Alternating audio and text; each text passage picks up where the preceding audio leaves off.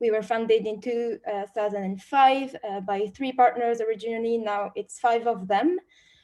So as of now, we have more than 65 or maybe 67 now investments completed in the Nordics and Baltics. We've done some exceptions, but you will see that in VC, the exceptions kind of make the rules. So our portfolio companies have raised total 500 million euros, but our own capital is 230 million euros. Last fund is 120 millions. And we invest in both seed and early stage companies. Now the team is of 11 people in the Nordics. So as you can see, like the team is not very focused on any hierarchical relation between us. So here are kind of all the partners and those investment directors and myself, the investment analyst who recently joined the fund. So we try to be as lean as our hierarchy. So for example, if you want to reach out to any of us, it's it doesn't make any difference if you reach out to me or the partner. We will kind of be super transparent among themselves. So that's something that you can know, but you also have some strategy you may want to apply. So I'll briefly talk about this later, but just for myself. So I joined InVenture earlier this year in March. I was beforehand in a late stage VC in Paris, so a bit different focus. We invested in Series B and up rounds. Now I moved to the Nordics and I'm responsible basically for deal flow management, and I have focused lately more on insurtech, food tech, femtech, and B2B SaaS, because it's just, the one thing that all the VCs want to focus on. So that's very briefly about myself. So this, I don't know if I need to go further into. Just if you want to check a bit more about what we've done, you can also go to our website. But basically, we've done all types of deals, both B2C, B2B, at very early stage or a bit later stage. So we have a good overview of what's happening in the Nordics. I'll try to use this to be as much in the future. So this is how we see the role of a VC, but I think it's kind of now shared within the whole industry. That now raising capital is kind of commoditized. There is so much money out in the market, and it's good for you to know this, that VCs realize how competitive it gets. And so we kind of need now to also sell ourselves. That is something that founders sometimes don't realize, that it's not only you being our customers. Actually, you are not. We are your customers. So we offer also you services, advice beyond the money, and that's why you go to VC. If you only needed the money, then there are several other options to finance your company that we can talk about a bit later as well. But a VC, and when you raise money, you should always keep that in mind. It should help you on different aspects. Different VC focus on different verticals, but for us, for example, we have a person, Andrea, who is responsible of helping all the company with sales and business development. We have now also recruited Ryan from the US, who is a talent manager. So he helps basically the startups to first organize the team within the C-levels people there, but also how you grow a company, how you make good recruitment, how you interact best with your investors, and everything connected to people. And then of course product, we rely on our network. Several of our partners have worked in previous startups. They know quite well what it means to build a good product.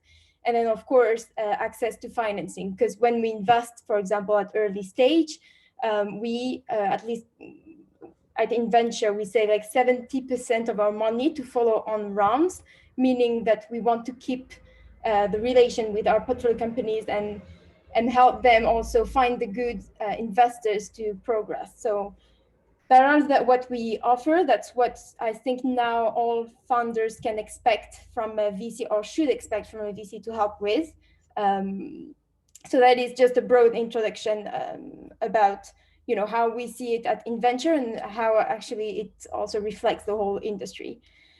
Now straight in the topic, maybe more of like for those who don't really know what venture capital fund is, and how we work and how we think, and how you kind of trigger the interest from us, if I can say us, because once again, as you see here, there are different type of funds, different focus.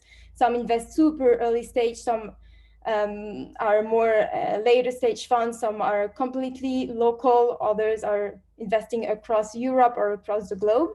So we are kind of in the middle of this, I would say. So we have a good view also of both the funds that are earlier stage than us, and also we work closely to the later stage fund, as I mentioned, because we follow our startups across the time. So very briefly, okay, what is a VC fund, and what question should you ask to your VC? And we hear very, very few founders asking us who are our LPs. So the LPs are the ones who give us the money to invest in different startups. So everything that we do, every investment that we make it for them. So they will be the one basically benefiting from a company going like at super fast pace and then being able to sell at a high valuation. And because LPs are our clients, we kind of need to always comply with what they want to see, what they want to support. So it's very interesting to hear the VCs that you're going to ask and chase for the fundraising. Who are they LPs, and what's the relation they have with LP?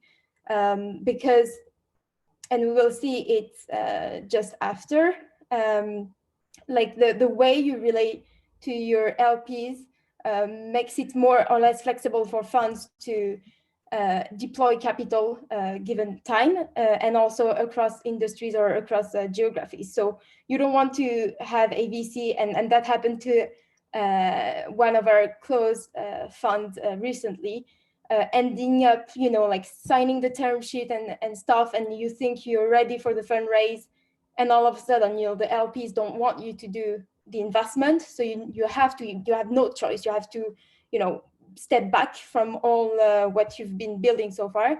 It happened, like, as I say, really recently to one of our portfolio companies who had like a term sheet from a VC, but the VC did not had enough vision on what the LPs wanted, and they had to basically withdraw all the commitments last minute. So it's super important that you know who are the LPs and what it means for the fund. That also goes like for timing. So what's the VC life cycle? Because basically when you approach a VC, of course you want to see like if there is a fit, and it's super nice to do all this part, but you also need to be super realistic and say, okay, can they actually invest, or are they just doing some market research, or are they just trying to get information, but they actually have no intention to provide money. So this you can kind of feel it by very basic data, which are when they fundraise, because a VC will, for example, fundraise for like half a year to a year and a half. Then they get the money from the LPs, and they have like 4 to 5 years to deploy the capital and make new investments. And then they have 4 or 5 years where they just do follow-ons investments, meaning that they just going to put the money on the best succeeding startups of their portfolio companies. So it's like 10 years cycle. Sometimes it can be a bit more, sometimes a bit less, but that's the broad idea. And then they do it like over time, same and same and same. So they start fundraising at the end of the investment period, and then like they use different what we call vehicles to invest. So this might seem a bit remote to you, but it's actually super important because, okay, let's say you raise money with the VC that has just started the new investment period. Then you have basically 10 years to prove that you are the best startup of their portfolio and manage to get more money from them, like the following rounds. But if you raise with a VC that is at the very end of the new investment period, then you only have 4 years to prove yourself that you can draw money from the fund. So it's important for you to ask the question to the VCs, okay, when did you last close your fund, and how much money do you still have to invest in companies? So that is something very important that I think founders are not aware of. But please, when you go fundraising, ask this question. So maybe something that is a bit more obvious and you want to hear about is how do we evaluate startups? So keep in mind that VCs tend to meet a lot of startups in a year. So the easiest you can make our lives, the better for you and for us. So that it's super clear if it's in our like investment thesis, or if it could be a good fit or not, because then you don't lose time, we don't lose time, and it's super important to have this very healthy, transparent relation with VCs if you want to deliver and not spend time where it should not be spent. You have enough to care with building your own startups. Fundraising can be super tricky and super long and annoying, a lot of pressure, ups and downs. So keep it super simple, super transparent, and try to understand what the investors will look at and answer in the language that they kind of understand. So we look, of course, at the team. That is probably the most non-figure-backed type of criteria. So it's that is a lot of you being able to sell your experience, show that you can work in teams, so like see your vision and those type of things. We can go on later on this. The product or the technology or the service, like depending on what your startup is about, and show that you kind of find a product market fit. So that is PMF. So TMF was market fit. So product market fit means that you know who are the people that you're going to target, and you know why they're going to buy your product or service or technology. Market potential. So we just need to make sure that it's big enough a market, and that if you get only a small piece of it, then it's still interesting for us. And I'll share later what it means to be big enough for a VC. Scalability, meaning that VCs are a high risk class, so we need things to grow super fast, and usually that's the only model that VC should invest in. If you are not a scalable or super fast growth company, probably you have better options than raising from a VC. We can also discuss this later. And then the deal, of course, because we still have to give money back to our LPs, so we cannot invest in like super high valuations and don't make any return.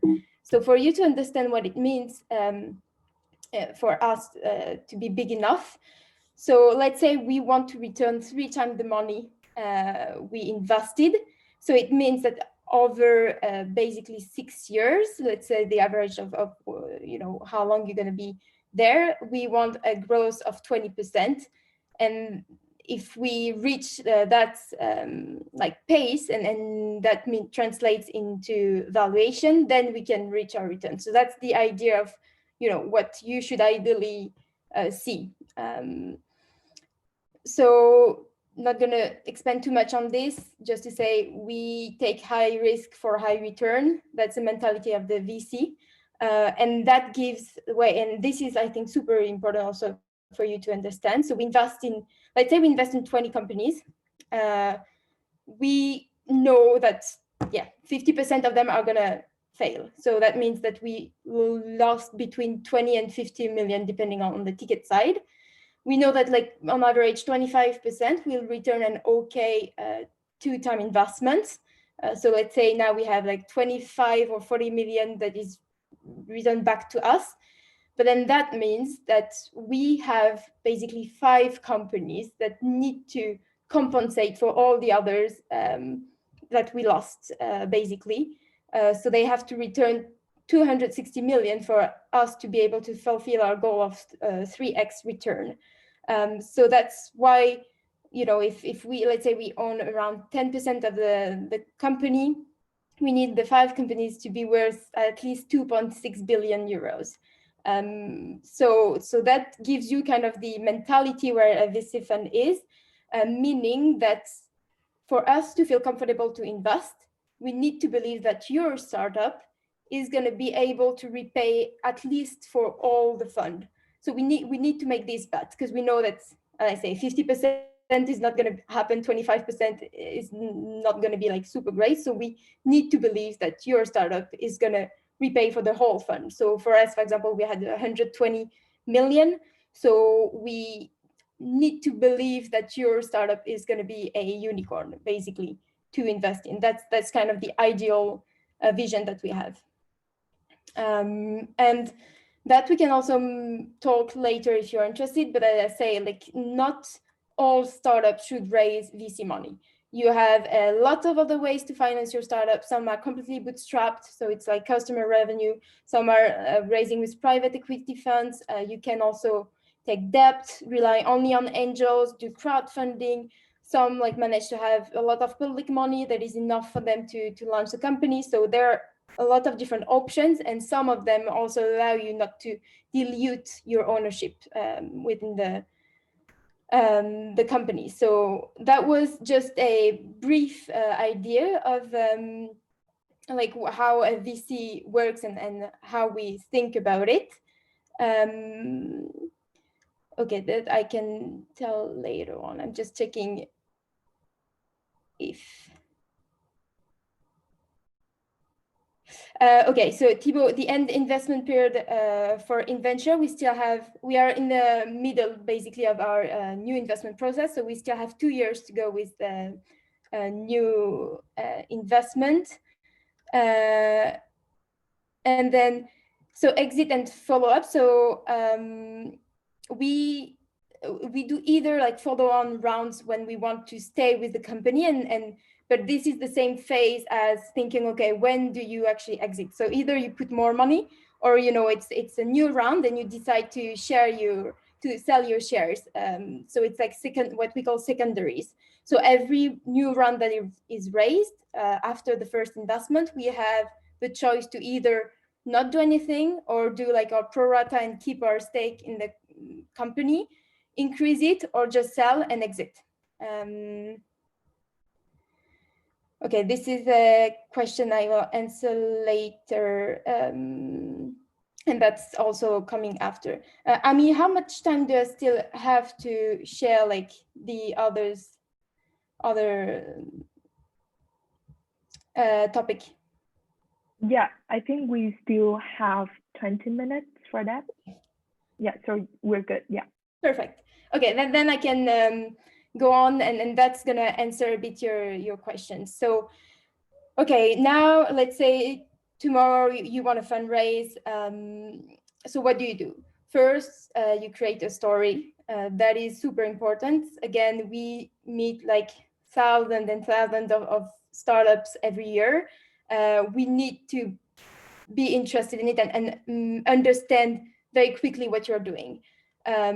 So having a nice story just will help, you know, the investor to really understand the mentality and the aim of the startup. So, for example, we invested in Swappy, which is a refurbished phone platform. We really liked the way that they say, you know, like most smartphones are bought as new today, but in 10 years, this will change as it's changed in the car industry between 1990s and 2010. So that just, you know, given it, okay, you are an investor that started in the 2000s, you've probably noticed the car industry. They had checked that we had indeed made some investments in the car industry before. So that's, you know, they know how to talk to us. what we know and what we've seen, and do draw the comparison so that we grasp super quickly what's happening. And then Swappy will be the leading player in Europe for refurbished smartphones. That is super clear. Like, just there is the geographical focus. There is what the product is, and there is kind of the ambition. Okay, Swappy will be the leading player. So that is just the story. Just put the background, see where you want to go, and try to frame it, and it needs to be super short so that when you read this, you kind of know what we are talking about. Second, well, probably what's going to happen after you kind of teased a little bit, could be by email, could be by just sending a message on LinkedIn. I mean, in the Nordics, you're lucky enough that we do respond to cold emails, which is not always the case in the US or even in France, where we like warm intros. But that's the case in the US, in the Nordics. So you can just have like this very short story, but then you need to be prepared to always be able to answer investors' questions in the most accurate way, and show that you've done your market research, that you know your figures and stuff. So don't say we have a very strong demand for our product. Well, what does strong means? Demand, is it like paid or not? Is it the product, like the whole product? Is it if it's a freemium, for example, it doesn't say anything about, well, do you manage to get money out of it, or all those things. So at least try to kind of be super specific on what you mean by this. So our inbound leads, inbound, so we know what we are talking about, is growing 20% month on month. So this is like a clear figure without any significant marketing. Okay, we know that you're also not spending money on this, so you can, like, by raising VC money, kind of double down on that. Third, again, that comes back to us seeing thousands and thousands of startups. You need to highlight your uniqueness and your differentiation. It can be on the tech, it can be on the data you own, it can be on the business model and potential network effects that are connected to it. So for example, here they explain to us, like, whenever we onboard a brand to our platform, well, all their supplier will want to join the platform as well, because it's how the industry works with suppliers and sellers. So these create a very strong network effect for our platform, meaning that the more customer you get, and the more you're going to get naturally because of this network effect. So then we understand that there is a first to market advantage in this industry. Know your basic metrics by heart, that I already mentioned. Not the market is massive. We don't know what massive means, but the refurbished smartphone market in Europe is 10 billion and growing 20% year on year. Okay, that means a bit more, but it just gives a very bad impression when, for example, I ask a CEO, okay, like, what was your sales last month? And he's like, oh, I actually need to check.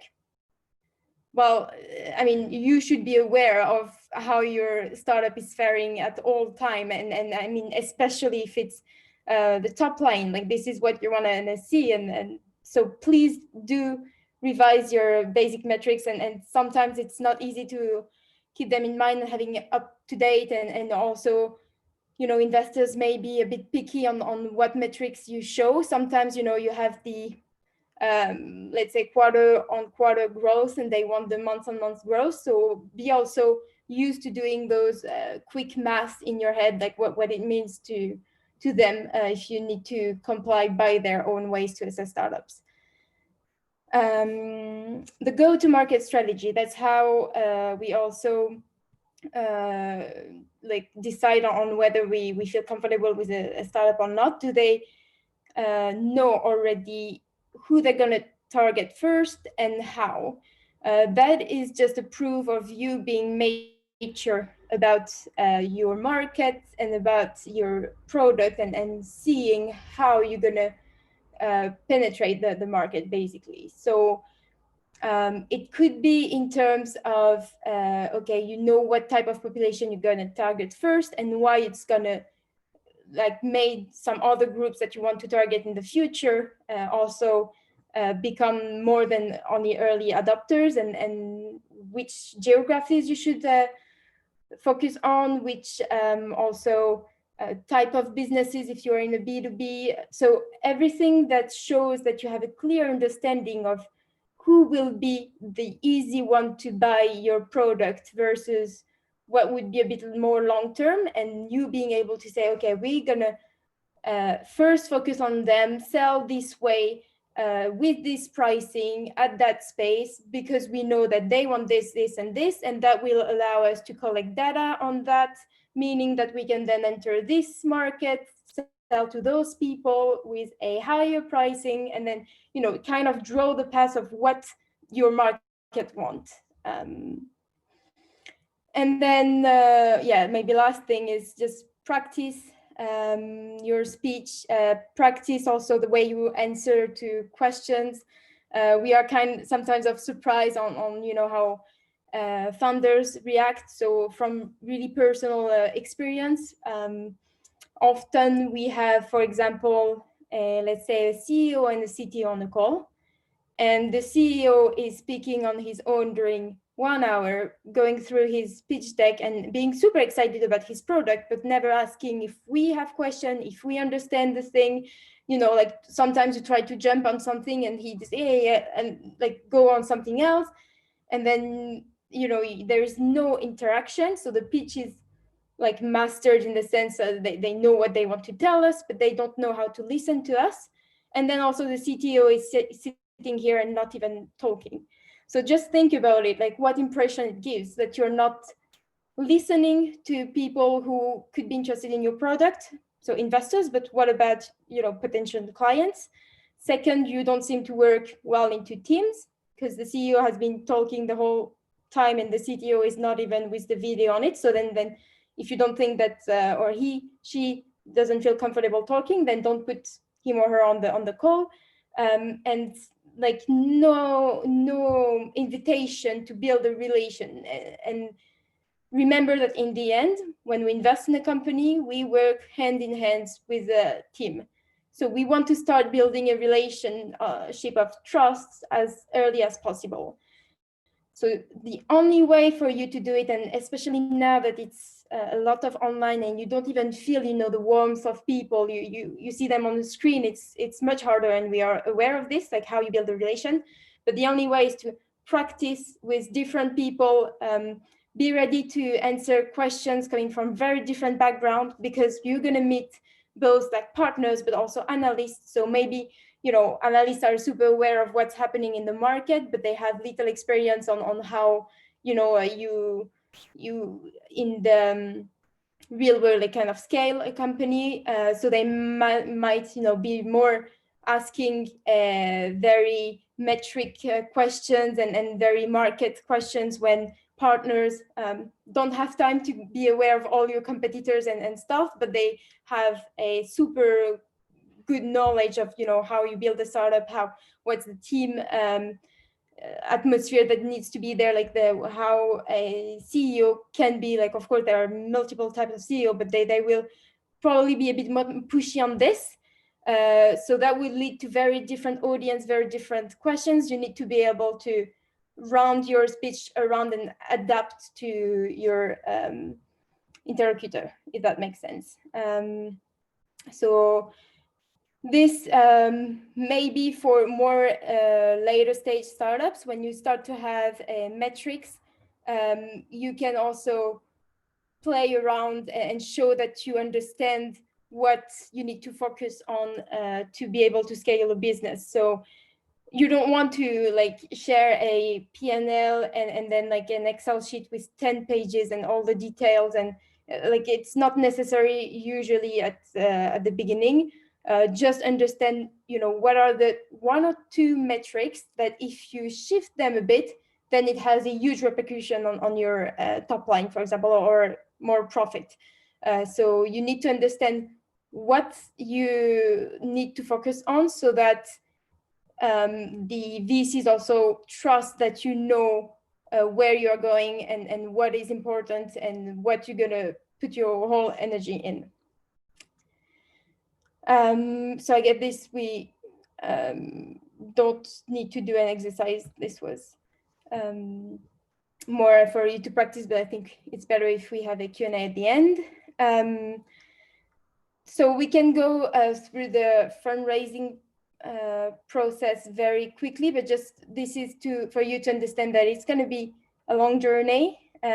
Sometimes it's very frustrating because all VCs have different approach. Sometimes like some will invest within 1 week and some will invest within 1 year.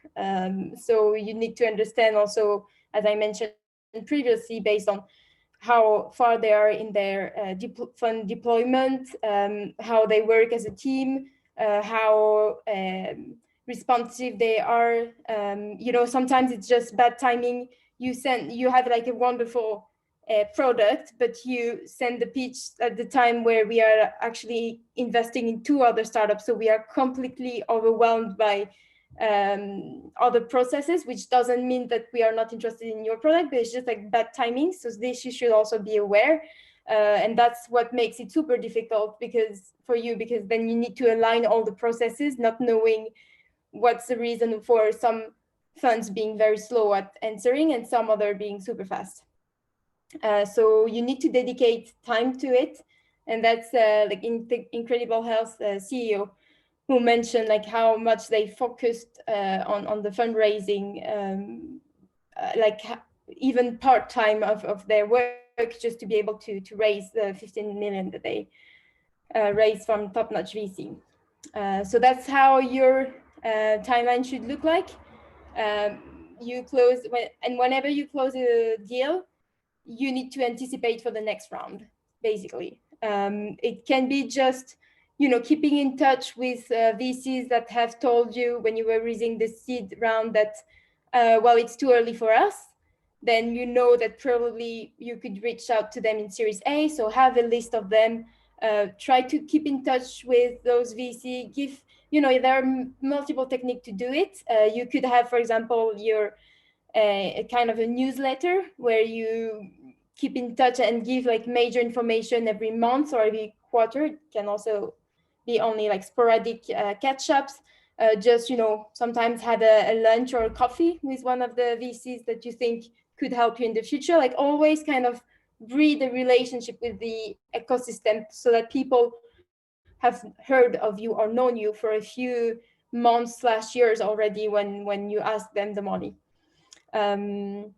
Keep track of also your inbound. So for example, you will be reached by VCs, maybe not at the time you want them to look at your company because you're not ready for a round or whatever, but it's important that you are transparent with them that you are not raising. So you will contact them when you raise, or if they want to have a brief intro call, then it should be super short so that you don't lose too much time, but then you still, start building a relationship with them. And then you have the active fundraising, could take a half a year or a year and a half. Hopefully you manage to raise a Series A, and as soon as you close, you do the same for a Series B. And I mean, the more centralized you make it, the easier for you. So I think that, these quarterly investor dates are super powerful. You just send them to all your potential future investors in BCC, and it's kind of automatic. And, it also trains you to do like those monthly reports that all VCs that have invested in your company are going to ask for. So it doesn't, require so much work, but it does make a difference in the end. So how do you choose your investors and how do you fundraise? So what we usually suggest for our own portfolio companies and how they want to proceed with next rounds is that they make depending on like how big they are, but like 10 to 50 names on a very long list, just to understand, okay, who is there, what are the options, what kind of startups they want to invest in, which geographies, which stage. So usually you manage to narrow down this long list to maybe top 20 investors. Then for those 20 investors, you need to, if you can, first like prioritize them in the matter of like what's the chance for you to close a deal with them, but also try to understand the dynamic of the team of this fund and who you should talk to. There are some VCs, for example, where partners, split among themselves the different geographies. Others, it's based on industries. Others, it's based on business models. So those are the kind of insights that are nice to have, so that you know whom you want to talk to. This you can either directly ask a question to us, saying, okay, I had a startup in that field doing this. Is there someone in the fund I should particularly reach out to? But even better, if you can have this insight from, let's say, our portfolio companies, and you know entrepreneurs from companies that the VCs have already invested in, then you can just casually ask, okay, well, we are in the same industry. Who is the partner who invested or led the case for you? How did it go? So try to do your due diligence on those people. And also, so when you go to the initial contact, well, as I mentioned, in the Nordics, we are open enough, let's say, to accept all the cold emails. So you can definitely just shoot an email or even use the website, to have the first contact. Of course, if you can have more information, it always feels more comfortable for you. But there are a few mistakes that I would recommend that you don't make. So first of all, a lot of funds will work in the way that the analyst will first do the first meeting, just to check that it goes within the scope.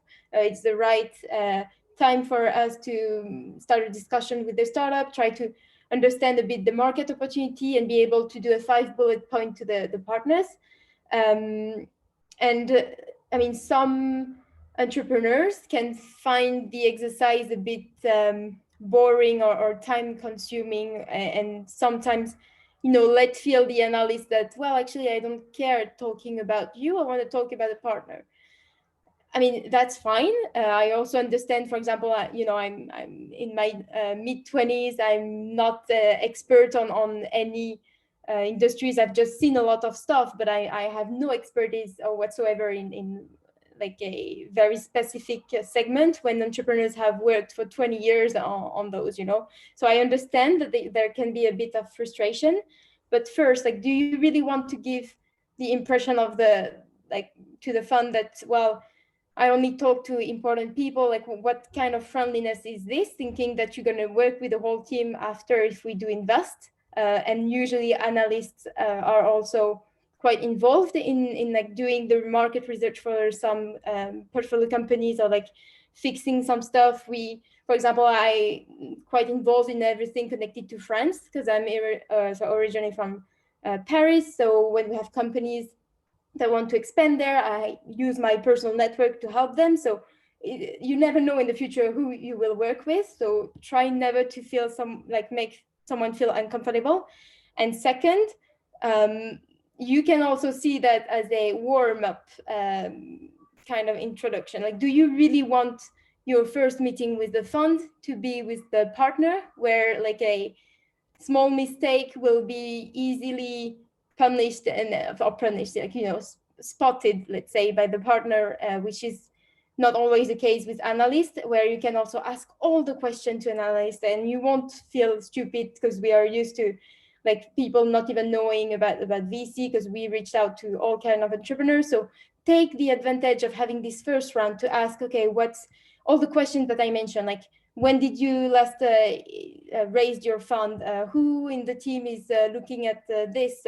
What do you look for in a company? What should I do to speak to the person that you're going to introduce me to? Can I talk to someone in your portfolio companies that could advise me on some stuff? Try to, use this first call as a shooting questions time, so that you then, when you meet with the partners, you are well-rounded, you know what to focus on, you know what's interesting for them, you know how the fund works, you have checked already the portfolio companies, you show that you have interest in us, and that will spark interest from us to you, basically. So that are like a few tips that I give you. I mean, of course, if you still want to talk straight to a partner, you can, but just like keep in mind that you also want to have a chance to like do a first trial with other people. So basically, that's yeah, I can pass on this one. That's what happens with the initial contact, and then ongoing discussion. I would say, first of all, don't lose your time just speaking with only one person. I think that in most fun now, it tend to be that if not two people are involved, then probably the case is not important enough for them to focus and give too much energy. So don't do one or two calls with only an analyst. Always ask, or only one partner, always ask a second person to be involved in the second and third discussion. And from those discussions, try to always collect feedback to improve your presentation and what you want to show like on meetings to meetings. The reason why I say this is that like in VCs, we like to collect a lot of information for our portfolio companies, for our market research, for when we want to invest in a company and we look at all the other competitors. You should try to spot early on if the VC is there just to collect information or if it's really that they're interested in an investment. If you feel that it never got to a point where there is a partner involved or at least two people involved, don't waste too much time. Focus on the ones that generally show attention for your deal. Your time is precious, so you also need to be aware of that and be quite direct. Is okay. What's the next step for you? And I mean, also putting the VCs in the corner will push them to kind of answer also on a regular basis and not having like this period where no one really knows if there is a discussion going on or not. Try to have people who can actually make a decision within the team to be there and to attend calls, and then keep track of all the questions that you hear from VCs. I think this is especially helpful for the next phase when then there are term sheets and like the VCs who are interested are going to dig into more details and try to understand better your business. You don't want to be answering the same questions over and over. So what I would recommend here, and that we see more and more often, and is definitely helpful for both you and the VCs, is that you start building a Q&A sheet where you put all the questions that any investors have ever asked you. You answer to those, like you write the answer, and then you have like, I don't know, 10 or 15 pages of just questions that you can just copy paste and or even like send the whole list to investors. I mean, I personally really like this kind of openness, saying, well, you're not the only one VC looking at companies. There have been like this amount of questions. So then, you also develop this kind of FOMO thing to investors, so like fear of missing out. So, the more questions there are, the more we believe, okay, there are a lot of VCs who are interested in it and the questions are smart. So it could be like good VCs and stuff. So for you, it's like a win-win situation where you provide all the information and you don't lose time answering on a one-on-one basis. So do build this Q&A sheet. I think it's a really smart way to do it. And then, so usually at that point, the term sheet you've already discussed, the valuation, the ticket expectations, that's where you want to like be clear on what's the level of commitment of all funds that are doing or like submitting a term sheet.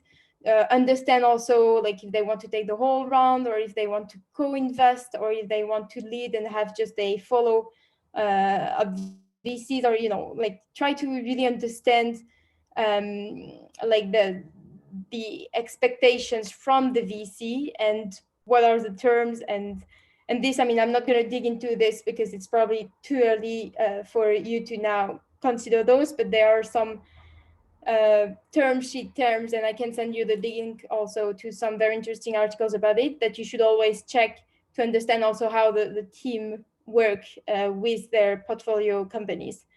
So that boils down to what I previously, and I'm gonna say it again, but I really want you to understand that you should do your DD on the fund. That it's not us being your client, it's also you being our client. So we need to offer what you expect us to offer. So do your due diligence on all the VCs that you consider as potential partners.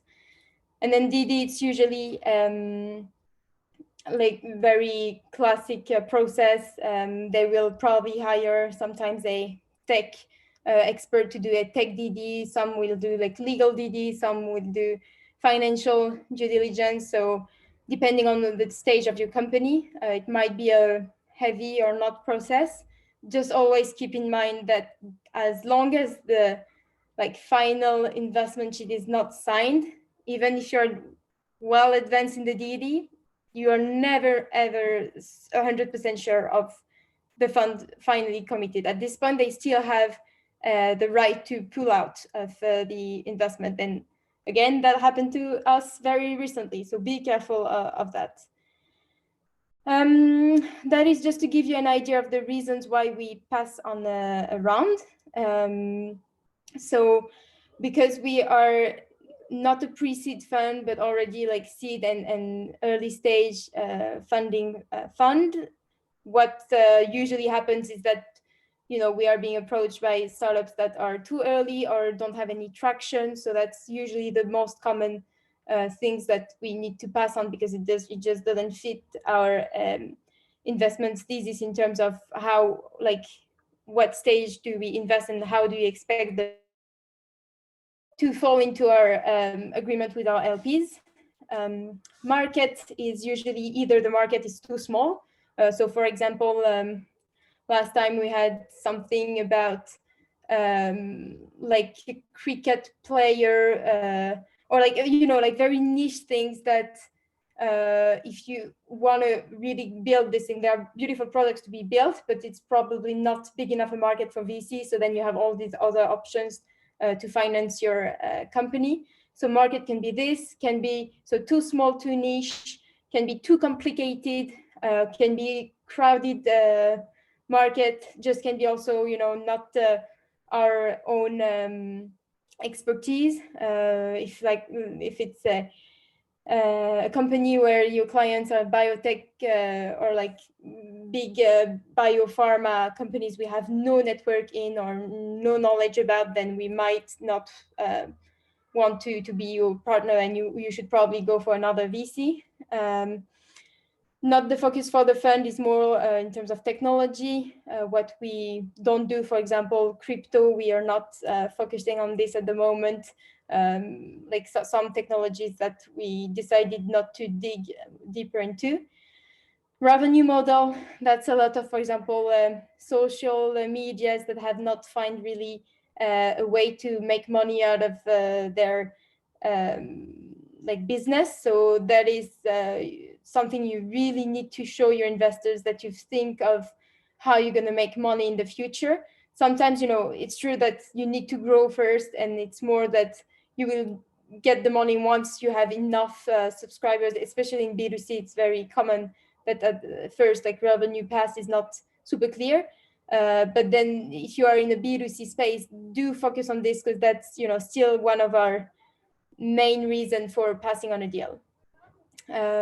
This, unfortunately, you cannot do anything.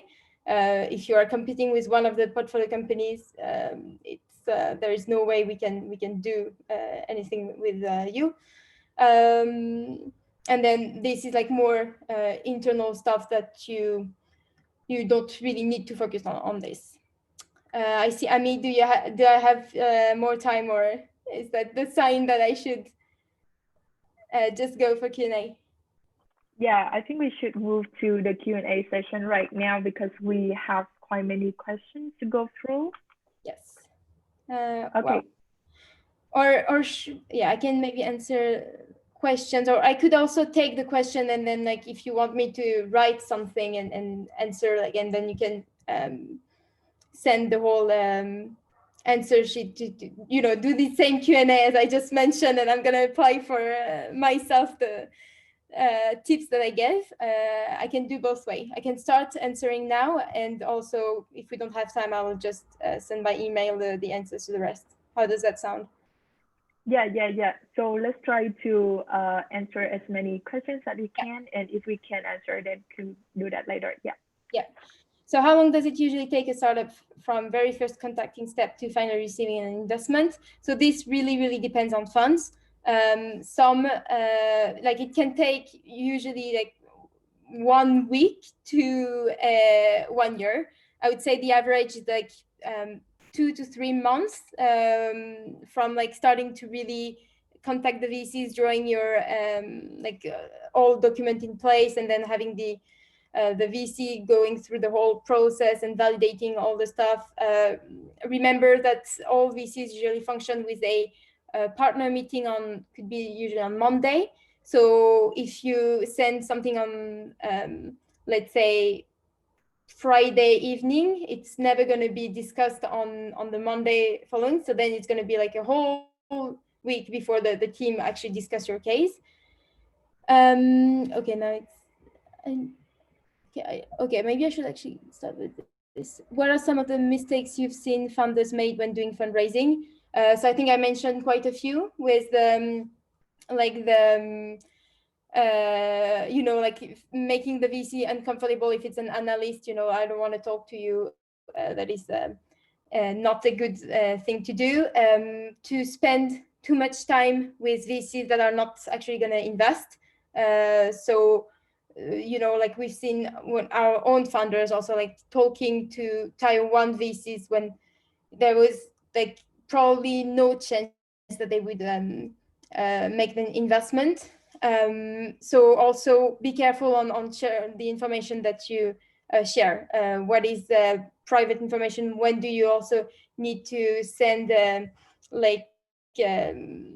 NDA or those stuff? Like, do manage this, and also do know the funds that you are contacting. Also try to see if there is no competing company in their portfolio, because then they could also just want you to share your insights and stuff, and just gently not we do not like share private information with our portfolio companies, but just be aware of checking that. Don't make the mistake of giving all your plan away to an investor that has a competitor in their portfolio. How to evaluate your business, calculate how much money to ask, and how much percentage of share to exchange. Okay, so I think so valuation is kind of a not real science, especially when you are in early stage. What usually happens is that basically the startup calculate the amount of money they need before the next round. And given that VCs usually want to take between, let's say, 10% or 20 up to 25% of the business, then they do like just a compute with the rule of three, and that gives you the valuation. I think like you should be bold enough to like say how much you want to raise, because it sometimes we see founders coming with, well, we actually only need half a million to do like the very basic stuff, and then they only ask for half a million. Well, I mean, it's reasonable, but at the same time it shows that maybe you lack a bit of ambition, or that you're not anticipating for like maybe a growth that is going to be demanding on capital. So like don't hesitate also telling the people that you meet that you are open from 500,000 to for example 700K, and discuss openly about them, like why you are raising this amount of money, and how has been your process, and ask also VCs like feedback on it, like how much should I raise. Like very recently, it's not official yet, but we've made a new investment, and the round from the first time we discussed with them to the last time and the term sheet we signed doubled, because we thought that they could be way more hungry on their growth and that they should raise more capital. And also if they could have two VCs instead of one, because of their need to expand in foreign countries, that would be an asset. So it's not rocket science. So you need to kind of really be aware of the minimum you need, and then be open to discuss, and keep in mind that the valuation usually comes from the fact that VCs want between 10 to 25% of the company. How do you assess a founder? Very good question. Still asking myself this question, especially how do you assess a founder you never met but on a video call? I think that it's really hard to answer in one way. It's a multifaceted question and multifaceted answer. Let's say that we want to be able to see something different in the founder. Could be, you could, for example, suck at building relationships with VCs, but having like super strong knowledge of all your data, or like be super focused on metrics and stuff. And then we understand that you don't take decision out of gut feelings or stuff. So this could be super valuable, and if you can prove an ace one of quality, that's the best, I would say. But you could also be like the completely opposite of being more this value driven or visionary founder who is going to be able to bring everyone to buy his vision. And then you can feel that this founder is good at telling the story, good at building some momentum around the startup, will probably manage to raise following rounds. So this is also super valuable. And we are comfortable with investing in those two opposite founder. But what we need to see is like something special, like just one quality that we know we can rely on this guy. And second thing, and this is important not only for like a founder, but like for the team, is are you able to gather the right people around you? Because you're not able to cover all the skills, but can you make for the skills that you lack by involving the right people? So this is very important. And then last thing is we want to see how founders among themselves interact. So I mean, if you're a solo founder, that is not a question. But if there are co-founders or stuff, a lot of startups end up not succeeding because of team issues, or co-founders having different visions and then splitting, and then you don't go anywhere with that. So think also as a team and not only as like a one person thing. Yeah, what is the most I think we still have some questions left, but unfortunately we've already run out of time. So yeah, maybe for those questions we can somehow follow up with the audience later. Yeah, happy to do so. Yeah. If the audience want to contact you, is there like what would be the best way? Yeah, you can definitely send me an email or even reach out on LinkedIn. I do read my LinkedIn messages. Not everyone likes to do it. I'm not involved on Twitter, so don't try to reach out on Twitter. But yes, on LinkedIn or my email that you can share. I super open with that. It's also on my LinkedIn and on my Twitter that I post my email, so easy to reach. Yeah, I think one key takeaway for me throughout the session is that VCs are always looking for unicorn. So if you don't want to be a unicorn, maybe you shouldn't raise VC money. And if you do want to be a unicorn, then you should somehow articulate the strategy, the path to get there, and also try to prepare your capabilities for that. Yeah. And also throughout the presentation, I found some really interesting insights. So thank you, Camila, for coming today. Well, my pleasure. Thank you for inviting me. And I hope that I'm been useful in some ways, please feel free to reach out if you have any further question. Happy to answer. And Yeah, good sure, luck sure. for your future adventures. Hope that I'll see some of your pitch deck perfectly rounded up soon. Yeah.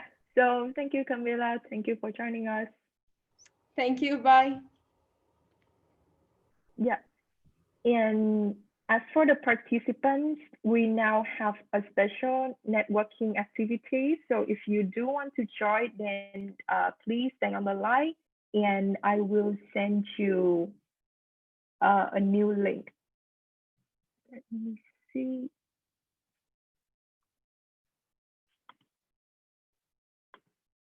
All right. So here's the link for you to join the special networking activity.